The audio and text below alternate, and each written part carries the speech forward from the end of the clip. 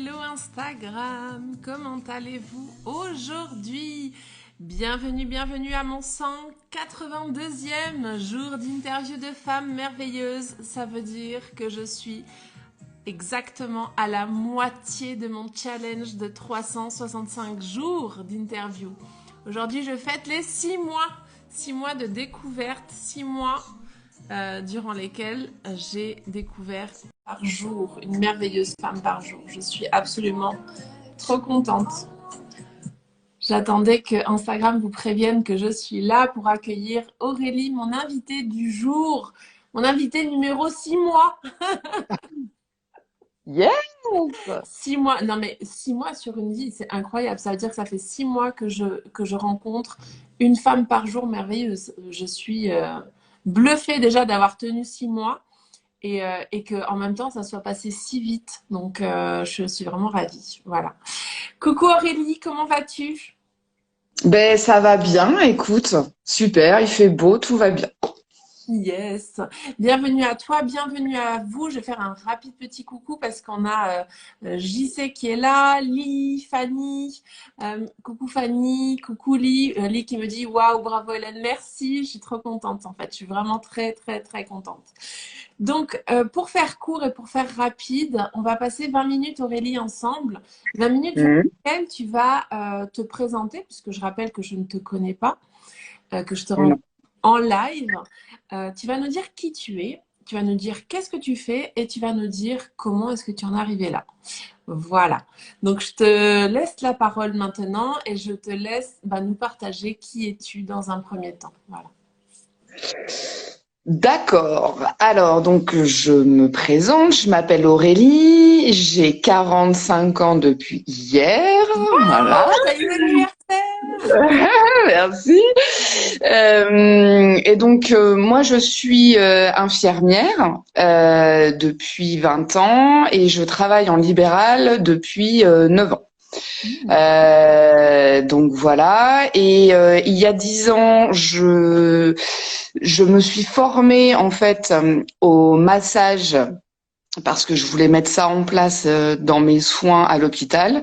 Mhm. Et malheureusement en fait j'ai pas pu parce que c'était pas du tout adapté, mais j'ai quand même gardé toujours dans un coin de ma tête cette formation que j'avais en me disant qu'un jour ou l'autre je la mettrai en place.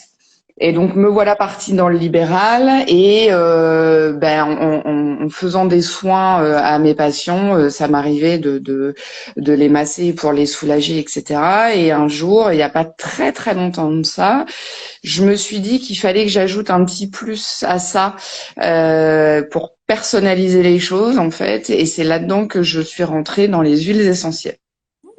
Et donc du coup, ouais, j'ai découvert ce monde-là que je ne connaissais absolument pas, qui est un domaine qui me passionne depuis peut-être une petite année, tu vois, donc c'est vraiment tout récent. Et en fait, donc du coup, à la base, je voulais juste mettre des huiles essentielles dans mes petites fioles, si tu veux, d'huile végétale pour aider à la douleur ou à la constipation ou ce genre de choses.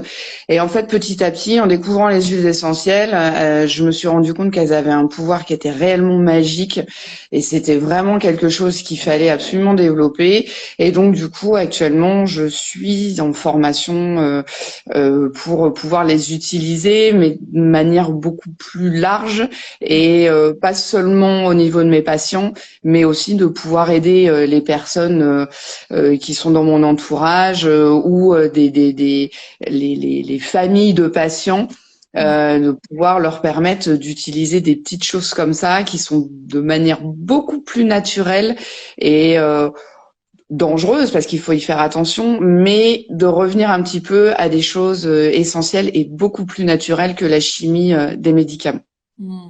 Voilà. Et dans quel contexte justement tu pourrais donne-nous peut-être quelques exemples concrets dans lesquels on peut utiliser ces huiles-là en fait. Alors, on peut les utiliser pour tout. Moi, je les utilise personnellement dans ma vie de tous les jours. Alors, on est une famille alors moi, j'en fais pas, mais j'ai mes 2 enfants et mon mari qui font du tennis et donc qui se blessent régulièrement, notamment au niveau des tendinites. Ouais. Donc, dès qu'ils ont une petite douleur au niveau soit du coude, soit du poignet, ils se massent avec ça et ça passe.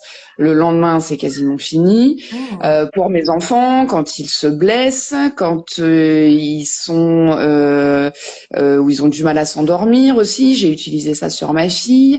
Pour ma belle-mère, je lui ai fait un petit mélange pour sa sciatique qui a été radical. Et puis en ce qui concerne mes patients, moi je les utilise plus, mais c'est des choses qui sont quand même bien précises pour tout ce qui est plaies ulcéreuses par exemple. En fait, on peut les utiliser pour plein de choses. Là, tout à l'heure, j'ai fait un post pour les oubliés entre guillemets des huiles essentielles à qui on dit qu'elles ne peuvent pas les utiliser. Ce sont les femmes enceintes. Ouais. Parce que oui, effectivement, il faut faire quand même très très attention quand on est enceinte parce qu'on peut pas faire n'importe quoi. Mais on a la chance d'avoir des huiles essentielles comme dans les médicaments chimiques en définitive, qui sont dénués d'effets secondaires et qui peuvent permettre de soulager des maux qui sont parfois très pénibles au quotidien, quoi. Voilà. Excellent, excellent. Et alors moi, Mm. pour la petite anecdote, donc je fais de la réflexologie et donc ma réflexologue m'a concocté justement une petite fiole à base d'huile essentielle pour ma Ouais, cicatrice, puisque moi j'ai été opérée donc il y a maintenant 3 mois et donc ouais. une énorme cicatrice et donc elle m'a donné une petite fiole justement pour la masser et ça atténue justement les rougeurs et donc pour la tester depuis maintenant plusieurs semaines, je vous garantis que ça fonctionne. Voilà. Ah ouais, c'est génial. Ouais, ouais, ben c'est pareil. Effectivement, les cicatrices, j'avais fait une publication dessus où effectivement on peut utiliser des huiles essentielles, le massage super top pour les cicatrices parce que ça permet de les atténuer et puis de faire en sorte de casser ce qu'on appelle le tissu cicatriciel qui est juste en dessous. Et donc il faut vraiment les masser, etc. pour qu'elles s'atténuent. Mais ouais, c'est super. Et ça, c'est des choses que tout le monde peut faire chez soi et qui aident vraiment. Ouais, ouais, c'est génial, c'est top. Ok, et justement, comment c'est venu justement cette envie d'aller sur ce terrain en fait? Parce que tu nous dis que tu connaissais pas forcément les huiles. Comment c'est venu tout ça? Ben en fait, ça fait 20 ans que je travaille. Donc j'ai été à l'hôpital pendant 10 ans où j'ai travaillé dans des services quand même assez pointus. J'ai travaillé pendant 3 ans en gastro-entérologie et après j'ai travaillé pendant plus de 6 ans au SAMU. Et en fait, bon voilà, j'ai été dans des services d'urgence, où la vie était vraiment parfois tenue à un fil, etc. Et puis j'en ai eu marre de tout ça parce que trop de stress, trop d'angoisse, trop de difficultés. Et puis pour quelqu'un qui est un peu hypersensible comme moi, au bout d'un moment, j'en pouvais plus en fait. Et donc je suis partie dans le libéral en me disant que j'allais avoir effectivement plus de temps et un rapport complètement différent à mes patients, chose qui effectivement s'est avérée vraie. Donc aujourd'hui j'ai plus du tout le même rapport avec mes patients que ce que j'avais à l'hôpital.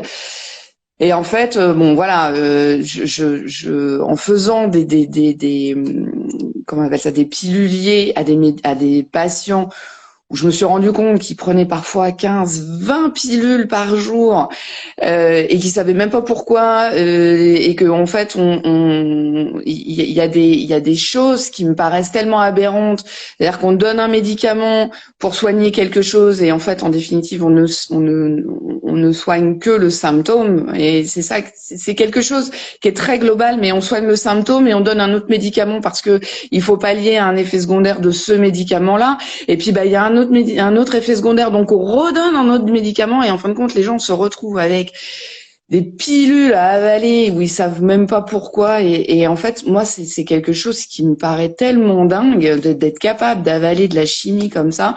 Et je me suis dit non, il faut revenir à quelque chose de beaucoup plus simple, de beaucoup plus naturel et de moins chimique, quoi. Revenons à la base. Et en fait, j'avoue que le confinement m'a beaucoup aidé à ça, et je pense que je suis loin d'être la seule ou qui s'est rendu compte qu'en définitive on s'écartait beaucoup de soi-même, de nos ressentis, on ne s'écoutait plus, et je pense que le confinement a aidé beaucoup à ça. Ben, voilà, je me suis pris de passion pour ça.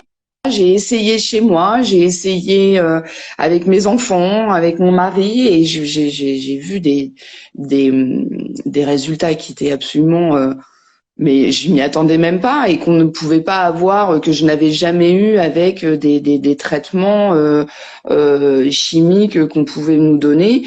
Et je me suis dit, vas-y, lance-toi, vas-y, essaye. Et puis à force d'essayer, à force d'avoir des retours qui étaient vraiment hyper positifs, je me suis dit, bon, il y a un truc à faire, donc allez. On y va, c'est parti. Et voilà. Et maintenant, voilà, j'ai plein de bouquins là-dessus. Je cherche la formation que je voulais. Je l'ai trouvée tard, parce que c'est pas forcément évident, parce que la plupart des formations d'aromathérapeutes sont réservées aux médecins et aux pharmaciens. Moi, je ne suis qu'infirmière, malheureusement. Et ouais, parfois c'est même réservé aux vétos. Oui, mais... Tu dois te reprendre sur le « je ne suis que ». C'est déjà Oui, énorme. oui. Tu peux venir en aide à tellement de gens, à tellement de patients, que c'est déjà énormissime. Ce que tu vas pouvoir apporter, justement, ta contribution, elle est déjà énorme.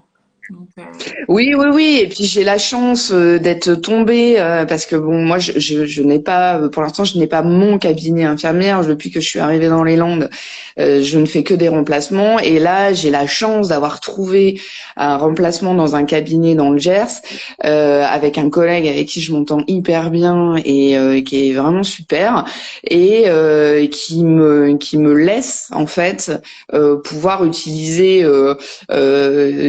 ça chez les patients, et qui me laisse voilà la liberté de pouvoir mettre des trucs en place chez des patients chroniques parfois, et on a des bons retours. On a des bons retours.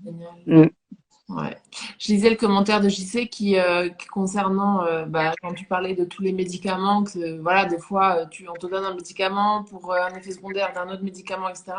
Et donc JC qui dit yes, les médicaments les piégés du labo. Ouais, effectivement. Bon, après, il faut pas non plus tout couper, hein. Il y en a qui sont quand même utiles, hein. Je veux juste rappeler ça. Oui. Il y a quand même des médicaments qui sont utiles. Moi, pour la petite histoire, j'ai eu un cancer il y a 2 ans. Je suis en traitement d'hormonothérapie pendant 10 ans. Voilà, celui-là, je vais peut-être pas l'enlever. Par contre, il y a d'autres Non, non, non, non. qu'on m'a demandé de prendre.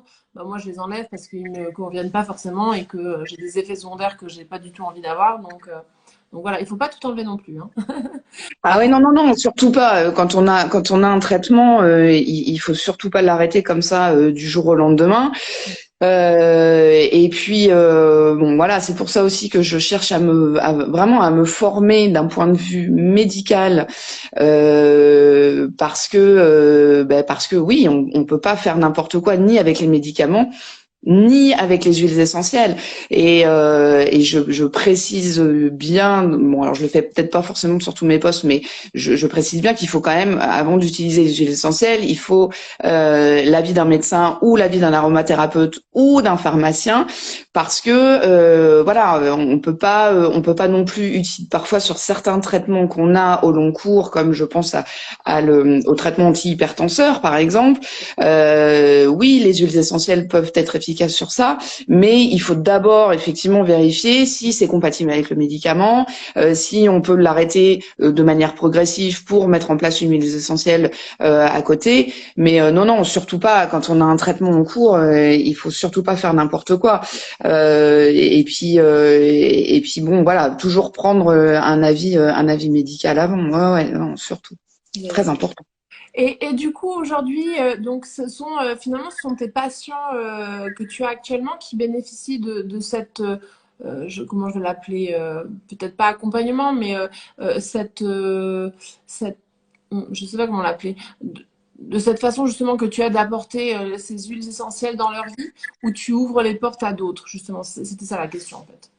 Ah non, non, non, j'ouvre les portes à tout le monde. Moi, à la base, effectivement, je voulais l'utiliser sur mes patients, parce que ça me permet, en fait, dans mon travail, quand je vois quelqu'un, par exemple, qui revient sur un post-op, de pouvoir lui donner des conseils par rapport à une douleur ou par rapport à la cicatrisation dont on parlait tout à l'heure, effectivement, de lui dire, mettez ça, massez, etc. Mais après, non, non, je les ouvre à tout le monde. Mes amis qui parfois en ont besoin et qui me demandent un conseil, je leur donne. La famille de mes patients aussi, parce que parfois on discute, voilà, on essaye de voir un peu comment ça se passe au quotidien pour les patients, et puis on arrive à discuter de maux qu'ils ont eu, d'opérations, de petits soucis de santé ou des trucs comme ça. Et puis je leur donne des conseils. Mais non, non, c'est pas, je ne le réserve pas uniquement à mes patients. Non, non, Et non, du non, coup, c'est ouvert à tout le monde. Et, si on veut travailler avec toi, tu fais ça comment? C'est du présentiel? Est-ce que tu arrives justement à préparer, je vais appeler ça des potions magiques, moi j'aime bien. ouais. Est-ce que tu peux préparer des potions magiques justement à distance, juste en parlant avec la personne, et puis tu l'envoies par la poste? Comment ça se passe en fait? Ben ouais, c'est ça en fait. Alors la première des choses qui est essentielle pour moi en fait, c'est effectivement d'avoir soit un visio, soit au moins un coup de téléphone avec la personne qui éventuellement aurait un besoin, pour savoir si voilà, elle a des traitements en cours, si elle a des allergies, s'il y a des odeurs aussi, parce que c'est très important. Enfin, moi, je considère que c'est très important de savoir s'il y a des odeurs que la personne n'aime pas, parce que je vois par exemple mon mari, il a horreur du patchouli. Bon, si je lui donne un truc au patchouli, clairement, il va pas le faire, tu vois, parce que énormément ça pue ton truc. Alors, c'est hors de question que je le mette. Et une fois, j'avais préparé un stick pour une de mes amies qui adorait le patchouli, et il est rentré, il a senti ça tout de suite. Ah putain, ça pue, c'est horrible.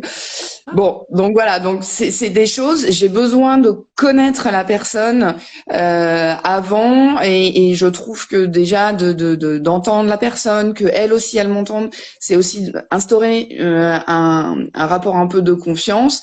Et puis après, j'essaye aussi d'aller un petit peu plus loin, parce que ce soit avec les médicaments ou avec les huiles essentielles, de toute façon, les huiles essentielles soignent aussi le symptôme et pas la cause. Et moi, j'aime bien aller chercher un petit peu plus loin pour savoir si il y a une douleur qui est persistante depuis un moment. Depuis quand? Qu'est-ce qui s'est passé à ce moment-là? Est-ce qu'il y avait eu des soucis, un décès, des problèmes financiers ou des trucs comme ça? Et en fait d'aller un peu creuser pour essayer d'aider la personne aussi différemment, à aller chercher aussi dans ses souvenirs, dans son mental, de ce qui s'est passé au moment où la douleur est intervenue, pour ne pas faire que soigner le symptôme, mais permettre à la personne de réfléchir sur elle-même et de se poser des questions. Pour moi, je trouve que c'est hyper important. Mais ça, Après, les gens le veulent ou ne le veulent pas, mais je disais, excuse-moi. c'est presque de l'ordre du coaching, hein. C'est ce que je fais moi en séance de coaching, hein. Ouais, ouais, ouais. Alors, je sais pas. Moi, je me le considère pas comme ça, mais c'est vrai que, comme JC le disait, le médicament, eh ben, moi, c'est effectivement, le mal a dit. Et ça, je trouve qu'on n'écoute pas assez son corps, on ne va pas suffisamment loin dans la réflexion parfois, et qu'on aurait tendance à faire trop facilement, à se dire, oh, tiens, j'ai mal à la tête, je prends un Doliprane. Alors oui, pour apaiser la douleur, mais après, pour moi, il faut aller chercher un petit peu plus loin si c'est quelque chose qui est récurrent, qui devient de manière, je sais pas, sur des événements un peu particuliers, 300 quand on est trop fatigué ou quand il y a un problème au boulot ou des trucs comme ça. Il y a forcément une raison pour laquelle notre corps nous fait parvenir cette douleur-là. Et donc, du coup, voilà. Donc, j'aide les personnes pour leur permettre d'aller mieux, mais il y a un petit quelque chose d'autre. Donc, un coup de téléphone pour pouvoir connaître l'âge, pour pouvoir connaître un petit peu la vie, etc. Et puis après, je propose effectivement un stick que je peux envoyer par la poste, ou quand les gens habitent pas très loin de chez moi, je leur donne de la main à la main. Toujours avec une petite explication, à savoir combien de fois par jour, pendant combien de temps, comment garder ce stick-là, parce que voilà, les huiles essentielles c'est très très sensible à l'air et au soleil, etc. Et voilà. Et puis après, les gens essayent. Ça peut marcher comme ça peut ne pas marcher, parce qu'il y a des fois, je passe à côté d'un truc qui n'a pas été dit, et c'est peut-être pas forcément la bonne huile que j'ai dit. Eh ben c'est pas grave. J'ai une patiente que j'ai eue un jour. Je l'avais mis en publication, et qui avait des grosses douleurs au niveau des muscles, qui n'en finissaient pas et qui lui faisaient vraiment mal, même jusqu'au bout des doigts de pied. Et puis comme ça, alors elle m'a dit oui, j'ai dévalisé les pharmacies avec toutes les crèmes, nanana, machin. Et puis en discutant avec elle, je lui dis mais est-ce que vous avez essayé les huiles essentielles? Elle me dit non, c'est la seule chose que j'ai pas essayé. Je lui dis est-ce que vous voulez essayer? Je lui dis après ça marche, tant mieux, ça marche pas, c'est pas grave. On pourra éventuellement essayer autre chose, mais je lui dis pourquoi pas. Et donc voilà, je lui ai demandé ce que je t'expliquais tout à l'heure, si elle avait un traitement en cours, si elle avait des allergies, etc. Rien de tout ça. Ok, donc je me suis fait plaisir. Je lui ai cherché un petit mélange d'huile essentielle, et puis je lui ai donné, et je l'ai revue 3 jours après, et elle m'a dit écoutez, c'est magique. J'en ai toujours un petit peu, mais alors ça n'a rien à voir avec ce que c'était. Et donc voilà, elle l'utilise de temps en temps quand elle a mal, et elle est contente. Et moi aussi. Génial. Eh ben, écoute, on va Voilà. rester sur ça comme mot de la fin, et je vais reprendre la phrase de JC, le corps nous montre la voie de la guérison. Je trouvais ça joli. Ouais, C'est tellement vrai. Donc voilà. c'est vrai. On est arrivé à la fin du live. Les 20 minutes se sont écoulées.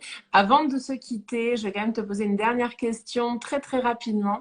Est-ce que tu peux Ouais. nous partager 3 personnes ou 3 livres ou 3 formateurs en lien avec un petit peu le monde du développement personnel, pas forcément ton mari, tes enfants, enfin peu importe, ou ta famille, qui t'ont inspiré et qui t'ont inspiré à devenir justement Aurélie que tu es aujourd'hui, en fait. La Aurélie qui a osé se sortir de ce cadre un petit peu des hôpitaux, qui a osé devenir infirmière libérale, et qui ose surtout maintenant utiliser les huiles essentielles dans le cadre de son métier. Voilà.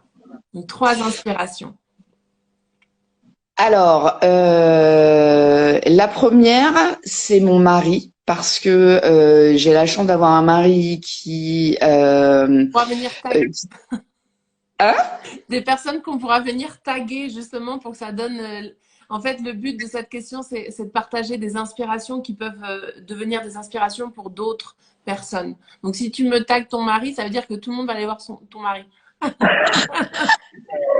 Ouais, alors comme ça, oui, j'ai des gens, mais alors je sais pas forcément. C'est pas forcément tu vois, des gens qui sont dans le coaching, ou que je suis sur l'aromathérapie sur Insta ou sur Facebook. C'est des gens vraiment autour de moi, et parce que par exemple la personne chez qui je vais aller faire ma formation, je sais qu'elle est pas sur Insta, et pourtant quand je vais sur son site, c'est quelque chose qui m'inspire beaucoup. Tu peux venir J'ai sur aussi, Internet aussi, hein, c'est OK. ouais, mais alors là je le connais pas. Là, je t'avouerai que je serais incapable de te donner son nom. Je pourrais te le transmettre éventuellement, mais là tout de suite, je sais qu'elle s'appelle Marie, mais alors, je connais même pas son nom de famille, tu vois. Et je dois je dois même la rappeler tout à l'heure. Mais son site internet Adoc Pharma. Voilà, Yes, Adoc Pharma. parfait. Yes, super. Voilà. Tu pourras venir le mettre en commentaire, c'est OK aussi. Ouais, Donc, ça c'est sûr. Et puis il y a une autre personne, mais bon, elle s'appelle Maïté, et en fait c'est quelqu'un que je connais depuis que je suis toute petite, qui utilise les huiles essentielles, qui a été infirmière libérale, qui les a utilisées dans ses soins, etc. Et je pense que aussi elle a été hyper inspirante pour être capable de me lancer moi et de faire autre chose. Ouais, bah, écoute, c'est génial. Merci voilà. en tout cas Aurélie pour ces 25 minutes qu'on a passées ensemble. C'est vraiment chouette de découvrir ton métier, ton univers et tout ce que les huiles essentielles apportent finalement à tout le monde, hein, pas que les patients, mais tout le monde au quotidien. Ouais. Ouais. Si Merci vous avez des beaucoup. questions, n'hésitez pas à venir les poser directement à Aurélie. Tu pourras venir mettre sous la vidéo en commentaire tes coordonnées, comme ça les personnes pourront venir se connecter à toi, venir te poser des questions en direct si elles en ont. Et puis ben, merci à Ok. tous qui étaient en live avec nous et à ceux qui regarderont en replay. Voilà. Je vous souhaite Merci Hélène. un agréable après-midi. Bon appétit à ceux qui vont manger. Et puis ben, pour ma part, je vous dis à demain. Je vous embrasse très fort. Ciao!